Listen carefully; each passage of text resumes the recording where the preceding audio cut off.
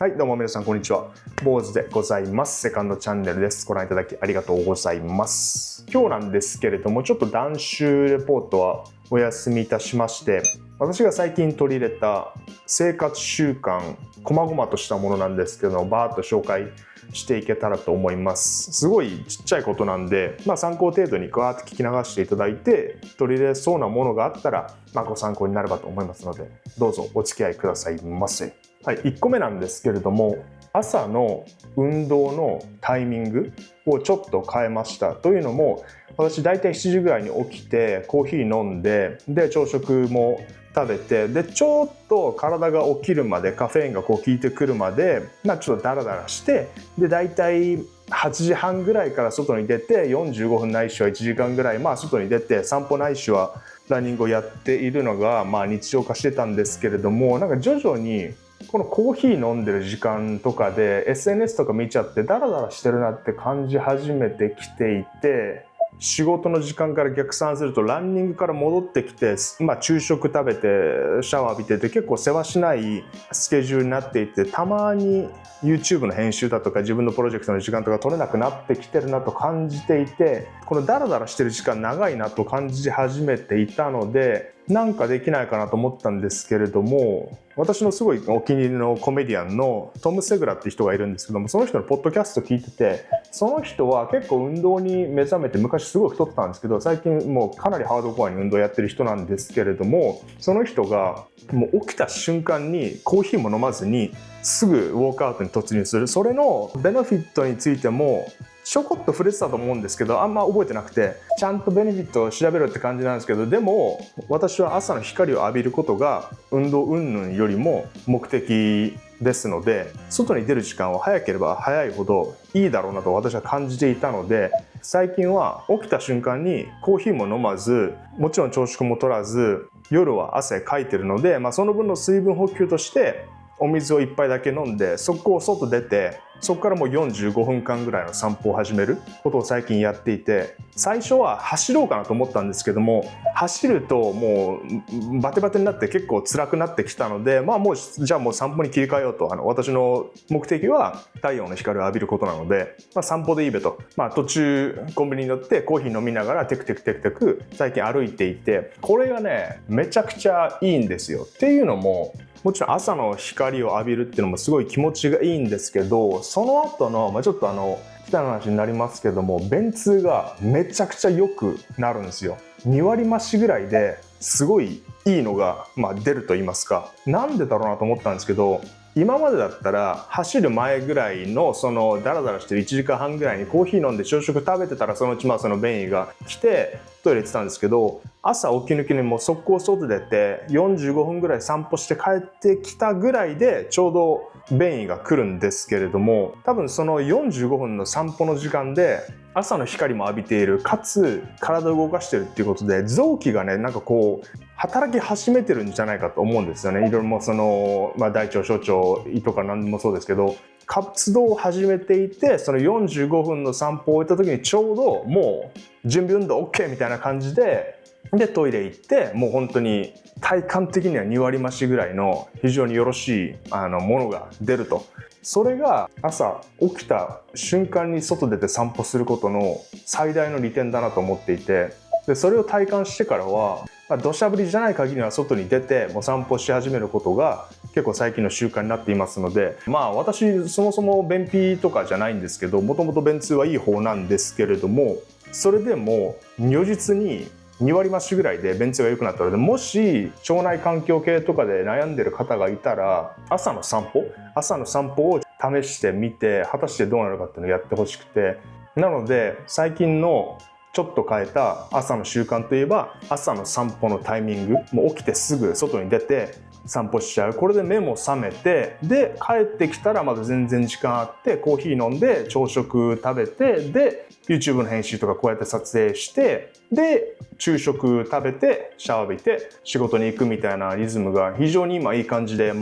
っているので、ちょっともし朝に運動してる方がいたら、もちろん激しい運動をするとかちゃんと走るっていう方はおそらくプレウォークアウトみたいな食べ物とかそのプロテインシェイクとか飲むの非常に大切だと思うんですけど、散歩ぐらいだったらもう何もせずとももうとりあえず外に出て朝日浴びて体を動かし始めると臓器も活発に動き始めると思うので、ちょっと試してほしいと思います。でこの朝の起き抜けにすぐ散歩するのと同時期ぐらいに前の動画で言っていた食生活の見直しを経ての夕食の献立をスーパーで買うお惣菜からラム、豚肉もしくは牛肉、鶏肉でもいいんですけど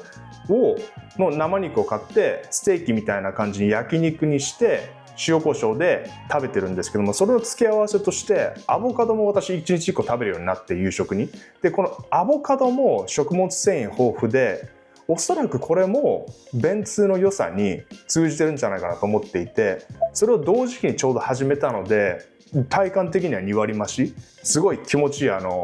トイレができるようになっているので、これも並行して食生活の見直しということで取り入れたアボカドと、あと焼肉、主に牛肉、ラムもしくは豚肉を食べております。これが生活習慣の微調整2つ目ですね。食生活の見直しでございます。で3つ目が、ずっと便通の話しますけど、この便通の良さを体感してしまって、これもっと多分できることあるだろうなと思って、昔アメリカで流行っていたトイレをする時の姿勢、結構いろんなパーソナルトレーナーの人とか結構その健康に準ずる方たちの中で話題になっていた、本来であれば人間というのはいわゆる和式便所でトイレをする時の姿勢の方が自然であると。洋式便所でのいわゆる一般的な用の足す時の姿勢は、腸がおそらく蓋が閉まっている状態で力まないとスルスルと出ていかないみたいなことが議論されていて、結構アメリカで流行った洋式便所に取り付けることで和式便所の姿勢を取ることのできる、いわゆる洋式トイレ用足置き台というのを取り入れることにしました。これがね、こういうやつですね。こういうやつを私メルカリで見つけたので、これが高さ調節ができて、このネジでプラス使わない時はここで、使わない時はこうやって折りたたむこともできる、すごいいい感じのを見つけたんですけど、これじゃなくてもいいと思うんですけど、これはメルカリで一点物だったので、見つけるのは多分難しいと思うんですけど、多分アイリス大山さんとか、Amazon で調べると結構いろんなやつが出てくるので、これを取り入れることによって、いわゆる洋式便所を使っていても、これを、ここがもし便器だとしたらここに取り付けて、ここに足置いて座っていると、ここもいてると思うんですけど、足乗っけてこう体をこうすることによって、これ直腸と肛門とが直線になって息まなくてもスルスル出ていくっていう原理らしくて、これをね、私昨日かな届いて、昨日今日と使ってるんですけど、これも非常にいいです。もうスーって感じなんですよね。私洋式トイレ使ってる時もなんとなく上見て、そうすることでちょっとこう姿勢反らせて、でちょこっと足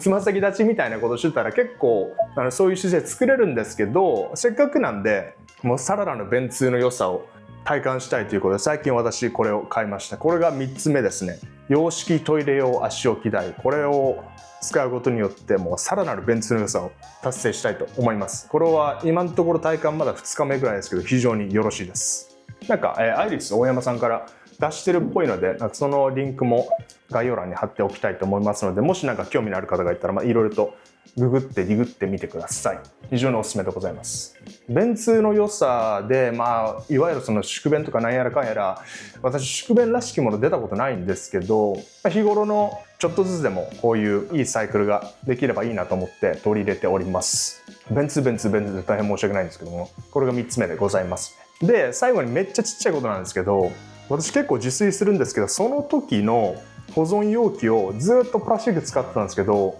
それを全てガラス容器に変えました。いわゆるそのマイクロプラスチックが体内に入るっていうのは昔から言われていて避けられないことだと思うんですけれども、私の場合自炊して野菜スープとか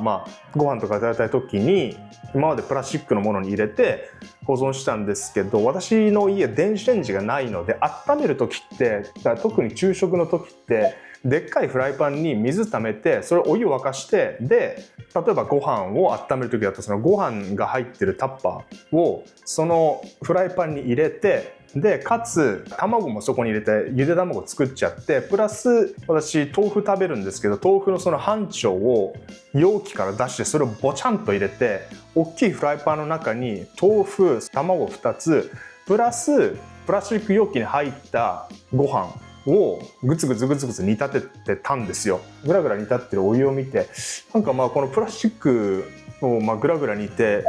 あんまりなんかよろしくないのが溶け出してるんじゃないかなっていうのを見てて、これはちょっとどうなんだろうと思って、すごいちっちゃいことではあるんですけど、多分本当に微量というかほとんど意味ないかもしれないですけど、心持ち的にガラスに変えようと思って、でガラスに変えました。とりあえずなんかこういう感じの、これがプラスチックやんって感じなんですけど、多分これ BPA フリーなのかな、わかんないですけど、これに私ご飯入れて、これを相変わらずでっかいフライパンの中にお湯を張って、ここでグラグラとご飯を煮詰めて、これで温めて、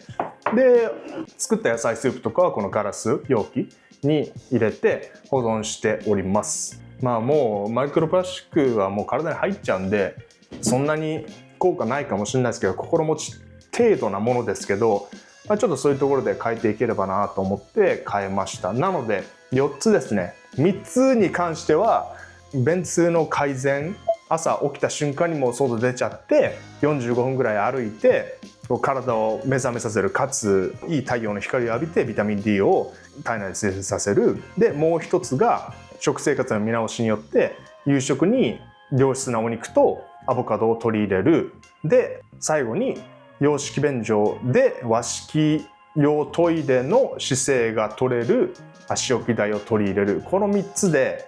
便通がもうめちゃくちゃ良くなったので、もし何かしらお悩みの方がいたら、この3つのうち1つでも2つもしくは3つやってみたらかなり変わると思うので、ぜひ取り入れてほしいんですけれども、あとは最後にプラスチックからガラス容器に変えて、これに関してはね、あんまり体感とかは感じられないとは思うんですけど、これは気分的な問題で、今のところこの4つを試してみて、そのうちの最初の3つは非常に取り入れてよかったなと思いましたので、ご紹介した次第でございます。はい、今日もなんかつらつらと喋ってまいりましたけども、今日の動画は以上になります。また何か面白いのがあったらお伝えしたいと思いますので、どうぞお楽しみくださいませ。はい、ということで今日の動画は以上になります。ご視聴ありがとうございました。また次の動画でお会いしましょう。またね。